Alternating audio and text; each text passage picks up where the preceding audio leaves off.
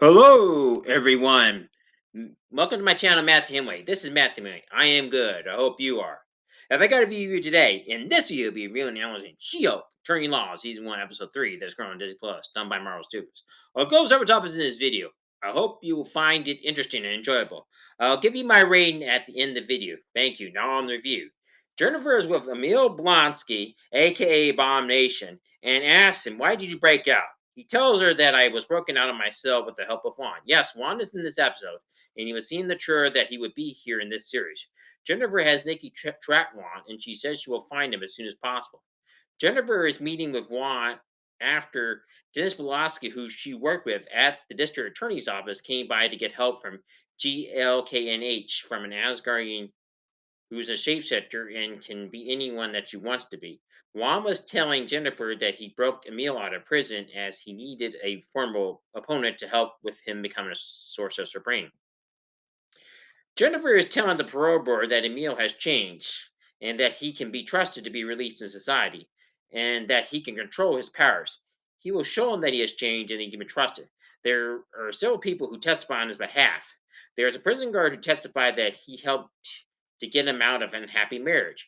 As Jennifer was telling Bruce in the last episode, should we not believe in the person's ability to change? Bruce told her yes, and that fight was so long ago. That was the ending of the last episode as Bruce was in space to deal with a problem as he told her after Jennifer called him.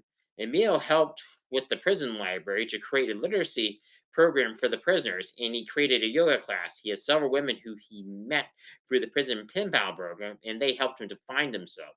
He intends to open a meditation retreat at this property. I believe him in this episode. This is not the same Emil Blonsky that attacked the Hulk in the Incredible Hulk movie. Juan later shows up and tells the board that he did break Emil Blonsky out to help with his move to become a Sorcerer Supreme. They let Jennifer know at the end of the clip after the shapeshifter will be with the judge. They will make that decision at the end after that clip, not the shapeshifter turning to the judge. The shapeshifter turned to the judge that was in the trial for She-Hulk attorney at law. She turned to the judge after he told her attorney that this case will not be dismissed. The judge told her that her diplomatic immunity does not help her in this case. She does not have the right to impersonate a person just to get money. This reminds me of identity theft, people stealing socials, account numbers, and anything else like birthdays to be able to assume a person's identity. And you can find these people on the internet. They need addresses so that they can open a credit card in your name and use it to buy whatever they want. They can also use your birthday to get that done. The attorney that welcomed Jennifer and Nikki to the firm of GLKNH tells her, how did you guys put up with Dennis? And they said it was not easy, as Dennis is not an easy man to put up with. Dennis is a man that I can tell that has a big ego and thinks everything and everyone will like him. He has that big ego. He allowed himself to lose $175,000 to the shapeshifter Asgardian. She is what I would call a con artist. Believe me when I say this, con artists do exist, and they will have you believe you have something good, but will shaft an individual when they can. They are good at giving the good sower sweet talking to believe some crazy story. They can make that person believe that is so. The attorney asked Jennifer to help him with Dennis as she believes it will help him win the case. As not as not to reveal any more, nothing more will be revealed here. It does bring the viewer to the climax of the story and set up the next episode. I loved how Jennifer talks to Irons and makes the Irons feel important. What she does here, they have done in plays for centuries. This is no different locally. I will have the link come up right after this in a window of what the definition means.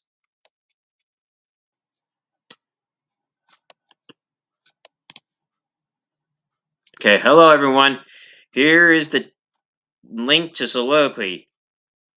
The definition of soliloquy, the act of talking to oneself, a poem, discourse, or utterance of a character in a drama that has the form of a monologue or gives the illusion of being a series of unspoken reflections. Here's soliloquy versus monologue. Soliloquy and monologue cover very similar ground, but there are very some important differences between the two words. Soliloquy from Latin solus alone and loci to speak, at its most basic level, refers to the act of talking to oneself and more specifically denotes the sole utterance of an actor in a drama. It tends to be used of formal or literary expressions such as Hamlet's soliloquies. Monologue from Greek monos alone and legion to speak may also refer to a erratic scene in which an actor soliloquizes, but also has other meanings as well. To a stand-up comedian, monologue denotes a comic routine. To a bored listener, it signifies a long speech uttered by someone who has too much to say. William Shakespeare was famous for using a soliloquy. Hamlet was known to do this. His famous to be or not to be speech is where he is talking to the audience. He is debating if he should act or not. Jennifer said after Dennis told her he wished there was a way to take away her powers of the Asgardian shapeshifter. Jennifer would like her powers to be removed, as she told the audience. Now, I will now give you my rating. I give She-Hulk Attorney at Law Season 1, Episode 3 a 10 out of 10. It does an excellent job mixing the legal drama with the superhero in this series. Marvel has given the viewer a character he or she can root for. It was fun, informative, and keeps the viewer engaged. It shows the viewer several scenarios of reform from Emil Blonsky, carnage such as the Asgardian shapeshifter. The shapeshifter was imitating Maggie D. Stallion in this episode, and she is a real person who is an actual recording artist, and Maggie D. Stallion is in this episode.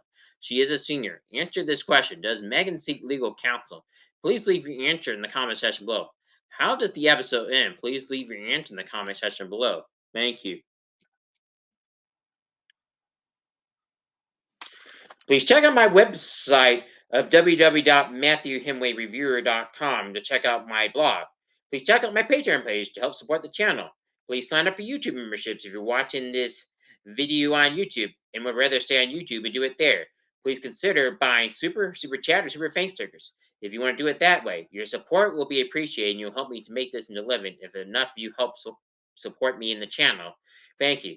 Please check out my review of Hidden Danger Season 1 that you can only right now access through Patreon, or if you're a member of the channel, if you want to watch it right now. Please sign up for either of those, or you can access it early before I decide to make it public. Thank you.